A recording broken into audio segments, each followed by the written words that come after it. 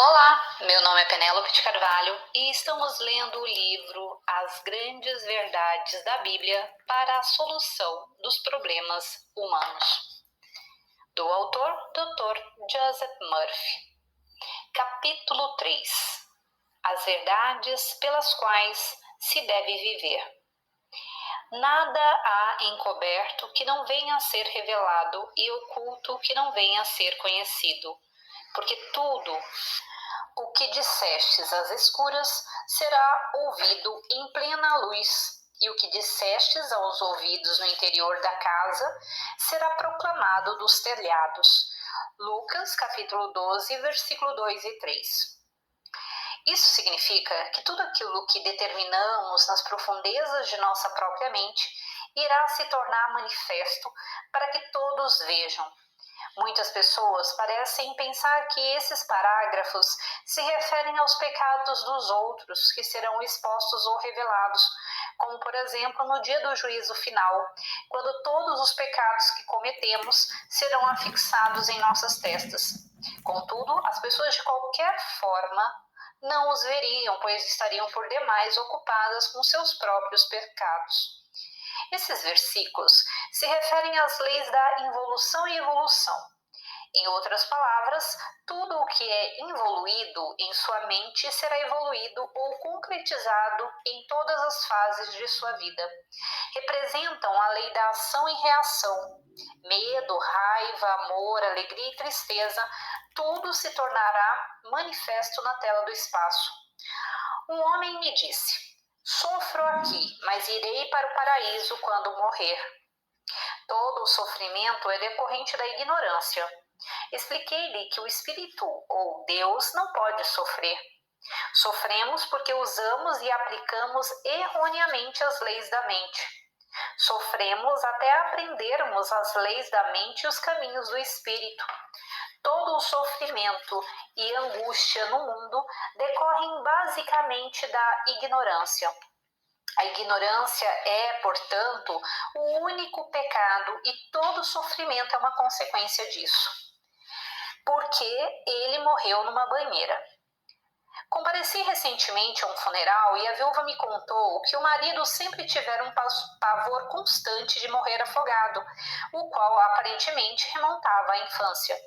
Ele nunca entrava num barco nem jamais chegava perto do mar, com medo de se afogar, mas acabou morrendo na banheira. A impressão estava gravada no subconsciente e acabou se concretizando à sua maneira.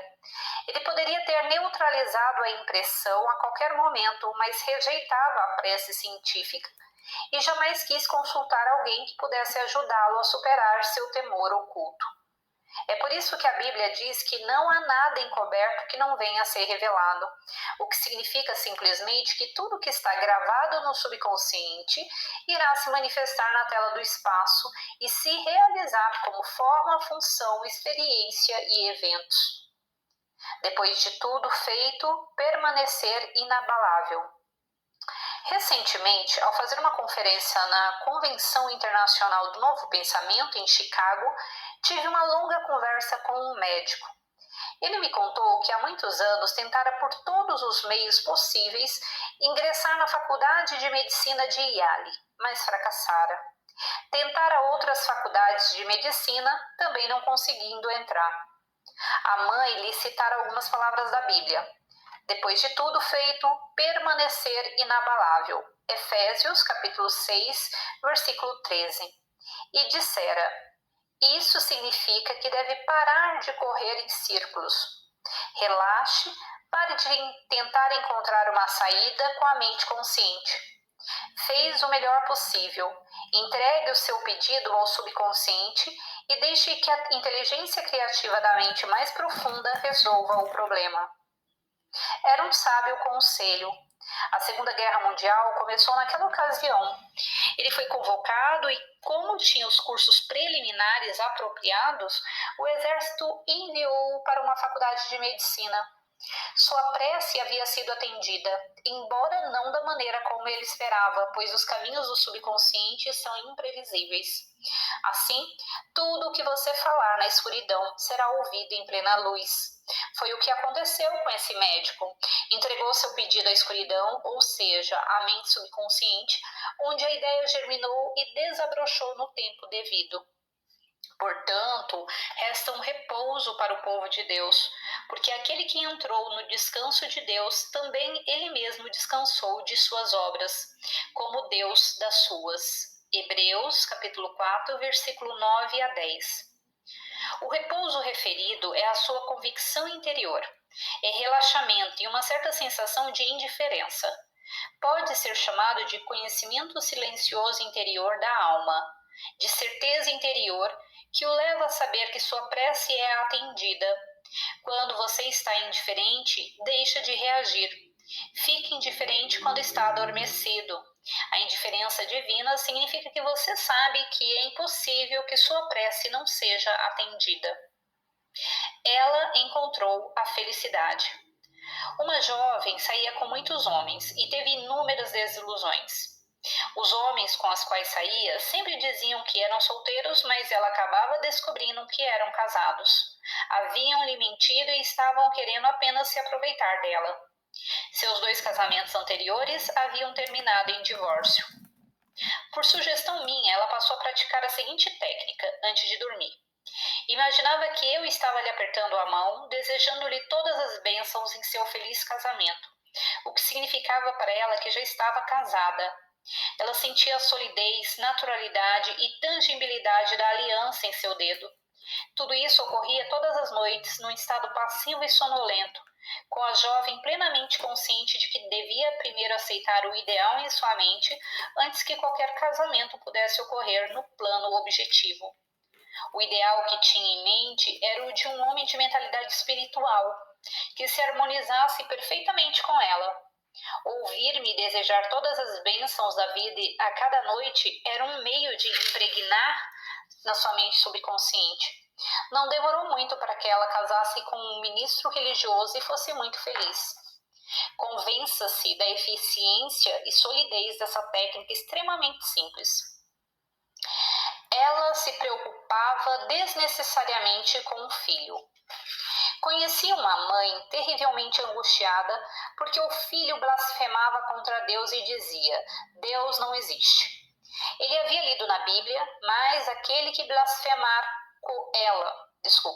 ela havia lido na Bíblia, mas aquele que blasfemar contra o Espírito Santo não tem perdão para sempre, visto que é réu de pecado eterno. Marcos, capítulo 3, versículo 29. Esse trecho da Bíblia tem assustado muitas pessoas. A vida ou Deus, no entanto, é perdão eterno. Tu és tão puro de olhos que não podes ver o mal e a iniquidade não podeis contemplar.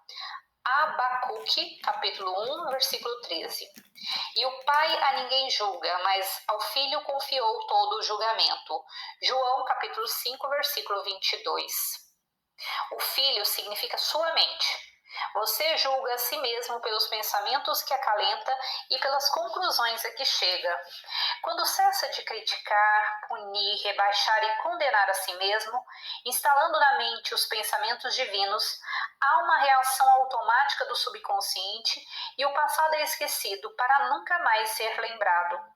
Se anteriormente você usava ou aplicava erroneamente os princípios da química e matemática e depois passou a usá-los da maneira correta, esses princípios não acalentam qualquer ressentimento. A mente também é um princípio quando você começa a usá-la da maneira certa, obtém resultados imediatos. Um novo princípio é um novo fim. Comece com amor e terminará com sucesso, saúde e paz de espírito.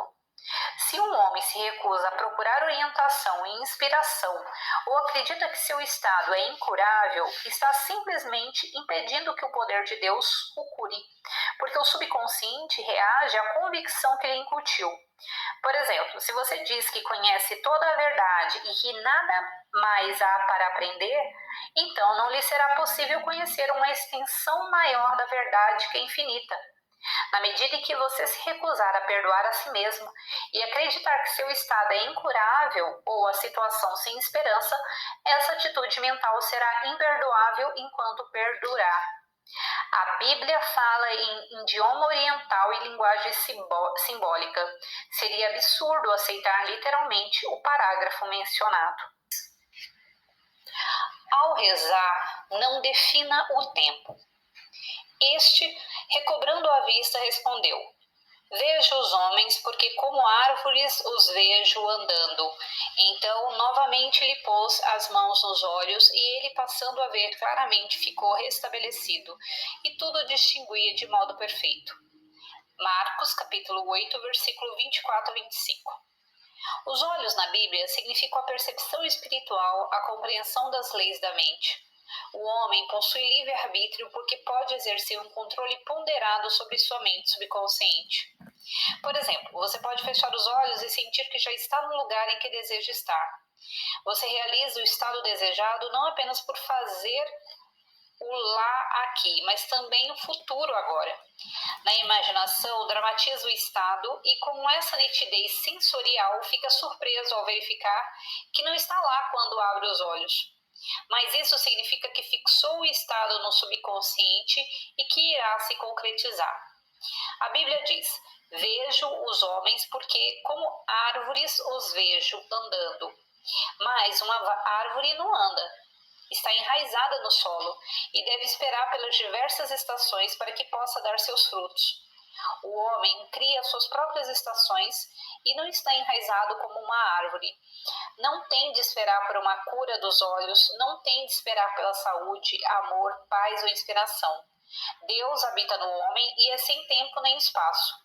O amor é agora. O homem pode reivindicá-lo agora. A paz é agora e o homem pode fazer com que o rio de paz de Deus passe agora por si. A força é agora e o homem pode fazer com que o poder todo-poderoso flua por ele agora. É tolice dizer: algum dia meus olhos ficarão curados. A presença infinita curativa está dentro de você. É sem tempo, sem nem espaço. A visão é espiritual, eterna e indestrutiva. Afirme categoricamente: meus olhos são os olhos de Deus e vejo perfeitamente agora. Jamais diga: algum dia deixarei minha marca no mundo. Afirme que a inteligência infinita o está orientando agora, neste exato minuto, revelando-lhe seus talentos ocultos e abrindo-lhe uma nova porta de expressão. Deixe de adiar o seu bem, pois tudo o que procura está dentro de você, como um pensamento ou princípio, e tudo o que vê neste mundo saiu da mente do homem ou da mente de Deus. Todas as invenções e descobertas, tudo o que usa em sua vida cotidiana saiu da mente do homem. Há apenas uma fonte. As maravilhas da prece. E eu vos digo, entre os nascidos de mulher, ninguém é maior do que João, mas o menor no reino de Deus é maior do que ele. Lucas, capítulo 7, versículo 28. Isso significa que qualquer homem que reza com sucesso e entra em contato com a realidade é maior do que o suposto homem mais sábio do mundo. Um homem pode ser sábio nas coisas do mundo e ser completamente governado pelos 5 sentidos. O outro homem sabe como entrar em contato com o infinito dentro dele e encontra a paz neste mundo instável. O significado de Pai Nosso. Portanto, vós orareis assim: Pai Nosso que estás no céus. Mateus, capítulo 6, versículo 9.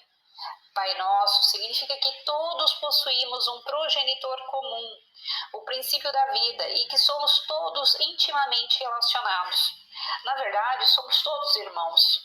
A palavra humanidade significa um ser aparecendo como muitos. Isso indica nossa união essencial com Deus, com todos os homens e com todas as coisas no mundo. Todas as coisas, todos os animais da terra e todas as aves do céu provêm da única fonte e uma parte do Espírito não pode ser antagônica à outra, pois o Espírito é uno e indivisível. Quando você diz Pai Nosso, está falando da grande lei da união ou unidade. Isso reduz todo sentido de conflito e liberta o esplendor que tem aprisionado dentro de si. Aprenda a se tornar consciente.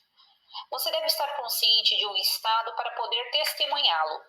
Um homem que nunca viu um interruptor elétrico ou um telefone não pode distinguir entre os dois, porque não está consciente deles.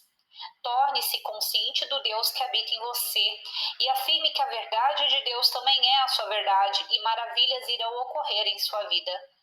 Deus está no assassino tanto quanto no homem santo. Deus não está menos em um do que no outro. Deus é e não pode se tornar maior ou menor. O assassino pode ser transformado quando tem fome e sede de tornar-se um novo homem. Na medida em que satura sua mente e coração com as grandes verdades eternas e absorve e incorpora essas verdades na alma, ele se transforma em um novo homem de Deus. A lei do subconsciente é compulsiva. Enquanto antes ele era compelido a fazer o mal, agora é compelido a praticar o bem.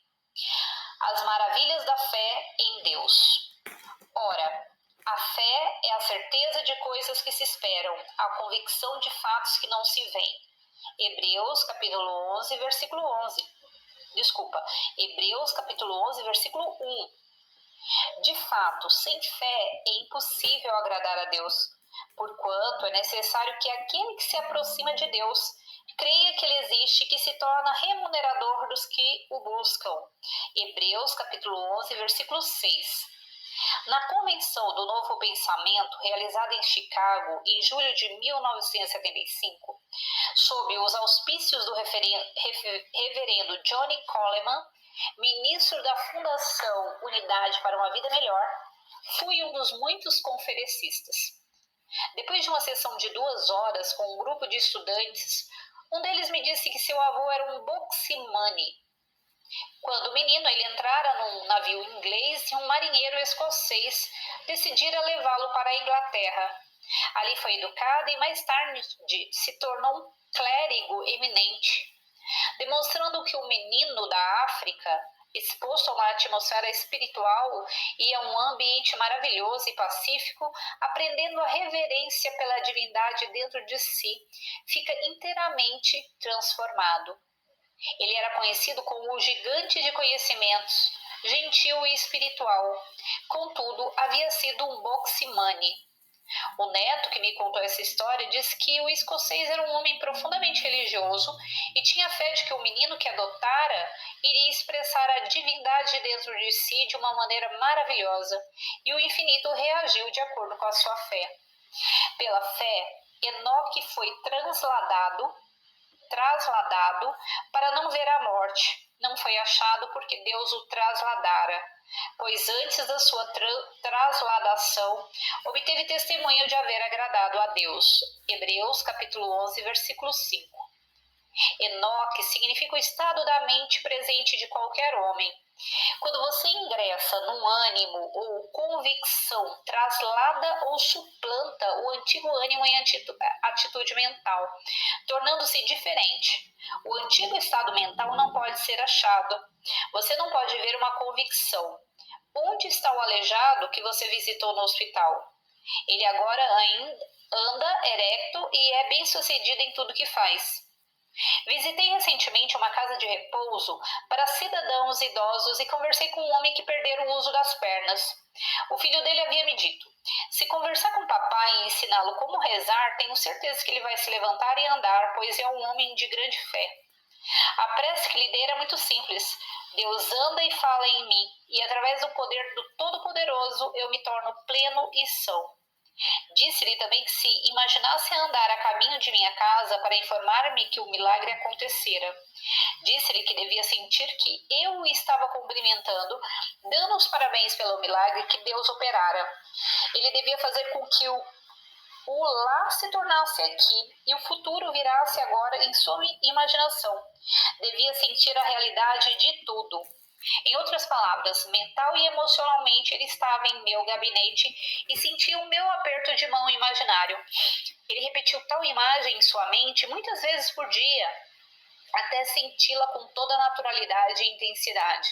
Ele andou um mês depois, numa manhã de segunda-feira, experimentando objetivamente o que imaginara na sua mente muitas vezes por dia, ao longo de 4 semanas. Trasladou o estado antigo, aleijado, para o homem que andava erecto. Morreu para o velho estado. Não se pode achar o estado aleijado, não importa onde se procure. Bom, finalizo aqui ainda, estamos no capítulo 3 e continuamos no próximo áudio. Até mais, tchau, tchau!